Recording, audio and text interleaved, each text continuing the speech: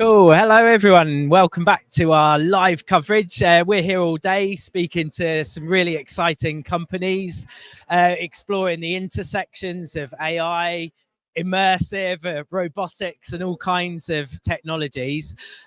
We work for a program over in Manchester called Media City Immersive Technologies Innovation Hub.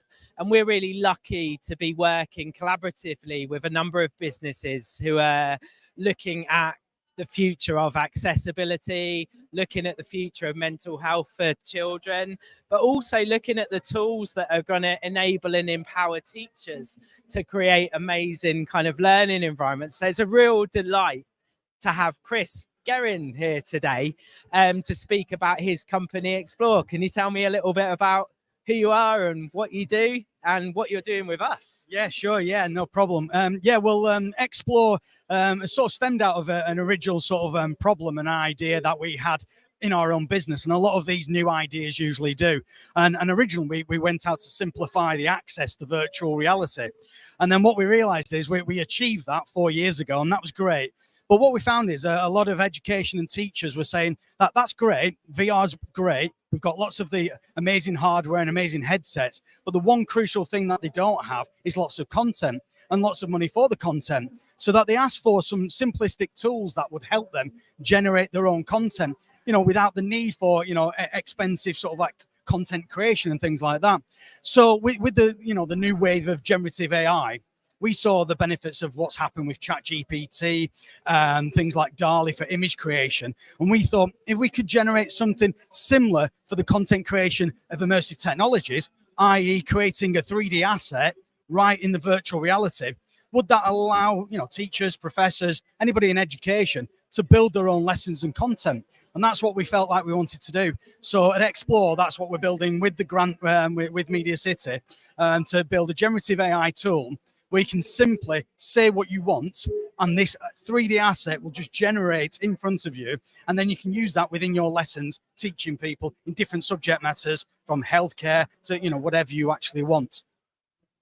Absolutely amazing. And I think for me, that kind of that synergy between kind of real time and spatial and 3D technology and AI is doing all kinds of wonderful things. We just saw a few weeks ago the world's first AI classroom, where a system had been trained on a teacher on a curriculum, and that's kind of empowering kind of students. Where do you see this all going? It's fairly, it's really exciting. From my aspect, I actually have dyslexia, and that used to be sort of a thing that was looked upon as something that was, a struggle and a disability. What's been great recently, I don't know if you've seen in the press, but Richard Branson's just announced the Dyslexic University, where they're actually teaching dyslexic learning. Because what people don't realize is dyslexics have got an advantage of actually visual learning. And we've actually now taken a different look at what we're building to say, actually, well, for people who don't have the ability to visualize, they can write things down, but they can't visualize in their own mind. The tools that we're going to be building will help those people. So it's actually going the other direction now. So all these amazing tools will suit people for different reasons.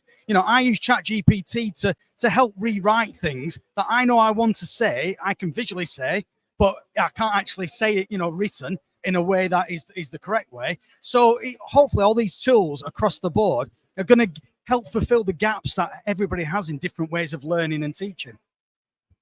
How do you think kind of schools, colleges and universities can kind of work close? Because teachers are crazily busy, and there sometimes isn't the time or the money or the resource to embrace new ways of thinking or new ways of working.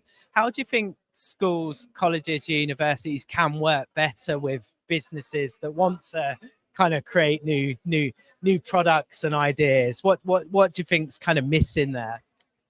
No, I think yeah, there's a lot of pressure. The one thing we've done is a lot of research into this, and the biggest problem I found is all this new technology and edtech equipment that gets placed in a college and university.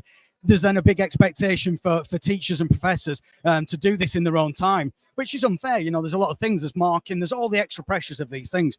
but there is got to be a bit of a you know, sort of help from the universities and the you know, secondary schools is give them some extra time to spend with this technology, but also the AI technology. So hopefully speed up the way they're doing everything else to give them that extra percentage. I've literally just listened to a talk where it's speeding people up by about 25% using AI technology. So hopefully that 25% will give you something back across the board to help you then look at all this new technology.